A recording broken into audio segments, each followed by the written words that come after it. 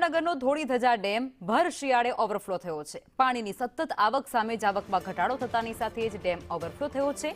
Dam overflow થતા હજારો litre પાણીનો વેડફાટ થતો જોવા મળ્યો। હજારો લીટર પાણી ભોગાવો નદીમાં વહી જતા પાણીનો વેડફાટ થયો છે। પાણીનો વેડફાટ થતા કામગીરી સામે સવાલો ઉઠવા પામ્યા છે। સંવાદદાતા શાહરૂખ અમારી સાથે જોડાઈ ચૂક્યા છે। શાહરૂખ, જે ધોળીધજા ડેમ છે તે ઓવરફ્લો થતાની સાથે જ હજારો લીટર પાણીનો વેડફાટ થયો છે।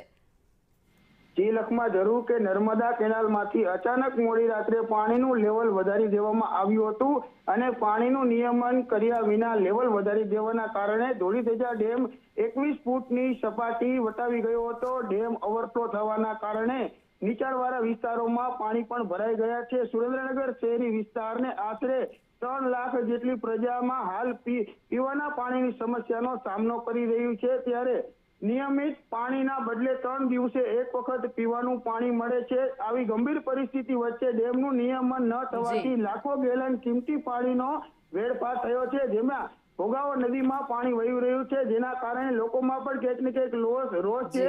ડેમની સપાટી હાઈ લેવલ પર હોવા છતાંય ગમે ત્યારે ઓવરફ્લો થવાની શક્યતા સેવાઈ રહી છે। ત્યારે ડેમ પર કોઈ પણ પ્રકારની સિક્યુરિટી ગાર્ડ પણ મૂકવામાં આવ્યા નથી। જી બિલકુલ, આભાર શાહરૂખ, આપ જોડાયા તે બદલ।